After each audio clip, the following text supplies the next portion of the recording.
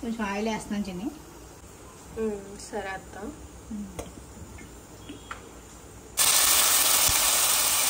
ఉల్లిపాయ పేస్ట్ చేస్తావు అత్త?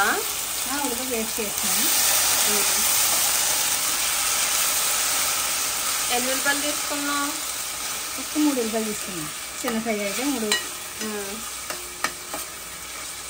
పెద్ద అయితే 2 ఉల్లిపాయలు అయితే సరిపోతాయి. గ్రేవీని పెట్టి ఉంటుంది. గ్రేవీ ఎక్కువ కావాలి అంటే ఉల్లిపాయలు ఎక్కువ తీసుకోవాలి. అత్త ఉల్లిపాయ ఫ్రై అయిపోయిందా? కొంచెం ఉల్లిపాయ లైట్గా వేగాక ఇందులో నేను చింతకూర వేసి వండుతున్నాను. చింతకూర గుడ్లు కర్రీ.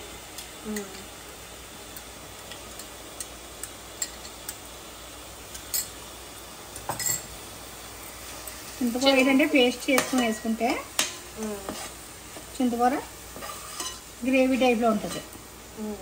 అది చింతకూర పేస్ట్ చేసేసి ఇంకా టమాటా పచ్చిమిర్చి ఇంకేం వేసుకోవాల్సిన అవసరం లేదు. ఏమొద్దు, ఓన్లీ ఆనియన్ చింతాకు పేస్టా? చింతాకు పేస్ట్. ఇప్పుడు ఇదంతా కొంచెం లైట్గా వేగాక ఫ్రై అయిపోయింది అత్త? ఫ్రై అయిపోయింది. ఇప్పుడు కొంచెం పసుపు వేసుకోవాలి. చిటికెడు పసుపా? చిటికెడు పసుపు వేసుకోవాలి. వేసాక నేను తగినంత కారం వేసుకోవాలి.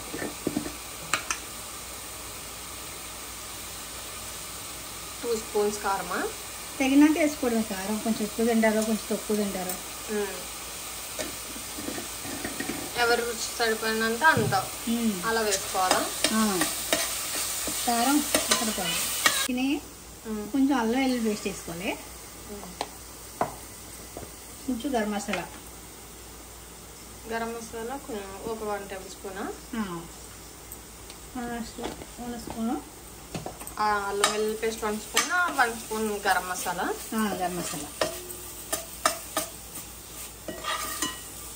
అల్లం వెల్లుల్లి పేస్ట్ పచ్చివాసన పోయేంత వరకు అల్లం వెల్లుల్లి పేస్ట్ కొంచెం పచ్చివాసన పోయే వరకు వేయాలి. ఏంటంటే ఇందులో ఆయిల్ ఎక్కువ కనిపించదు. ఏంటంటే ఉడికినప్పుడు బయటకు వస్తుంది ఆయిల్ అంతా.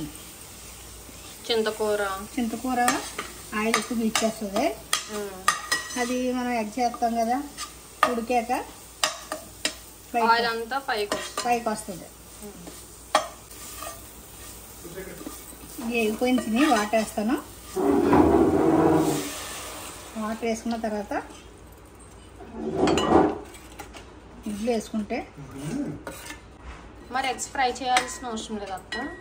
ఎగ్ ఫ్రై చేసుకుంటే బాగోదు. ఇందులోకి డైరెక్ట్గా మిక్స్ చేసుకుని వేసుకుంటేనే బాగుంటుంది. గుడ్లు డైరెక్ట్గా వేసుకుంటే బాగుంటుంది. కొంచెం లైట్గా జీడిపప్పు వేసాను. ఇప్పుడు తగినంత సాల్ట్ వేసుకుంటే తగినంత సాల్ట్ వేసుకోవాలా? తగినంత సాల్ట్ వేస్తాను. కొంచెం కొత్తిమీర సిమ్లో పెడితే అలా కుక్ అవుతుంది. అంటే ఇది గ్రేవీ కర్రీ లాగా. దేంట్లో బాగుంటాయి? ఇందులో ఇది బిర్యానీలో బాగుంటుంది, రోటీలో బాగుంటుంది, రైస్లోకి కాదు దేనికన్నా బాగుంటుంది. అత్త అయిపోయిందా కర్రీ? కర్రీ దగ్గరకు వచ్చేసింది. టేస్ట్ ఇంకా ఆయిల్ పైకి రావాలా? అప్పుడంతా అయిపోయింది. కొంచెం దగ్గర పడితే అయిపోయినట్టే. ఇలా కావాలంటే గ్రేవీ తీసుకోవచ్చు. కొంచెం దగ్గర కావాలి అంటే దగ్గర తీసుకోవచ్చు. ఇలా కూడా చాలా మంది ఇష్టపడతారు. అయిపోయింది. దగ్గర పడిపోయింది. కర్రీ అయిపోయింది. కర్రీ అయిపోయింది. తీసేస్తానే. బాగుందా?